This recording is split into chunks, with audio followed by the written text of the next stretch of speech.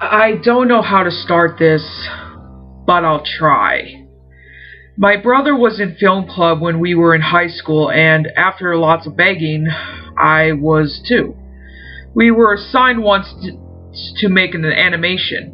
When we came home that day, my brother was acting strange and said in a low voice that he needed to start on his animation immediately. He went upstairs to his room without any further conversation. He stayed in his room almost the entire week, leaving only to use the bathroom, eat, and go to school. I was worried, and so were our parents, but we decided to leave him alone. I still wonder to this day why we decided to do that. About 3 or 4 days before the animation was due, he was finished. I asked to see it, but he said no, even when I offered to let him see mine. He said that it was a surprise for everyone in film club, then he smiled at me. The creepiest smile I have ever seen. Then came the day the animations were due. There were about 6 kids in film club, including my brother and I, and since we were asked by the club director, each of us brought one friend. My brother asked to go last, saying that his was way too long to show at the beginning. A lot of the animations were funny, and a few were abstract. Then there came my brother's. The animation started off with some static would clear to a white screen. Everyone inched closer, seeing that the best was obviously saved for last. Boy, were they wrong. The white faded to something I faintly recognized, a screenshot of an opening title called From Little Bear, a show we used to watch when we were kids. Then the title appeared, which read in very crude handwriting, Little Bear in the Big Red Book. The animation started like a normal Little Bear episode. Little Bear was out in the yard playing fisherman. Then he stopped and said that he wondered if Father Bear would like to go fishing the next day. He ran inside to ask. Father Bear was sitting at the table, a big red book open before him. Father Bear looked very sad and somewhat angry. Little Bear did not notice and asked Father Bear the question he wanted to ask him. Father Bear gave no response but stood up and walked out of the house without a word. Little Bear looked disappointed for a second. Then he climbed into Father Bear's chair and began to read the red book. A voice that wasn't Little Bear's, or anyone in the shows for that matter, started to read the disturbing poems.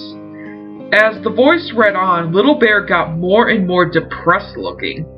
Everything except the book started to fade into grayscale, and the voice got more and more high-pitched. The club director tried to turn off the projector, but it wouldn't turn off.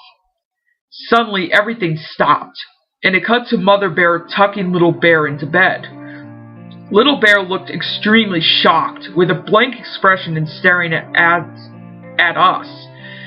His eyes were extremely bloodshot, and his fur was all mangled. The whole scene, except Mother Bear and Little Bear, was hyper-realistic. Mother Bear turned off the light and left the room. Little Bear started to sing slowly as the room got more and more dark. My Bonnie lies over the ocean. My Bonnie lies over the sea. My Bonnie lies over the ocean. Oh, bring back my Bonnie to me. A pair of red eyes appeared above Little Bear. A terrifying laugh played. Then what looked like some monstrosity of a creature jumped onto Little Bear. The entire screen cut to white. Then it slowly faded to a montage of different scenes of running water. A little boy's voice, joined by my brother's, was singing the same song Little Bear was singing, but with added lyrics. Bring back my Bonnie. Bring back my Bonnie. Bring back my Bonnie to me, to me. Bring back my Bonnie. Bring back my Bonnie. Bring back my Bonnie to me. Then it faded to a picture of me when I was a child, standing next to a grave with my mother's name on it, and a picture of her underneath it. And, mind you, my mother is still alive today. The screen then cut to black. The projector finally turned off, and that was the end of it. Everyone was shocked. The club director asked everyone to leave except for my brother. My best friend and I went to my house to discuss the movie. I don't know how or where he got that picture of me standing next to my mom's grave, I had told him. He looked at me confused. No, he said, that picture was of me standing next to my mom's grave. We were both freaked out. We asked my friends' parents if he could spend the night, to which they said yes. We spent the rest of the night talking about the movie. The next day was Saturday, and my mother told us that my brother was sent to a mental hospital.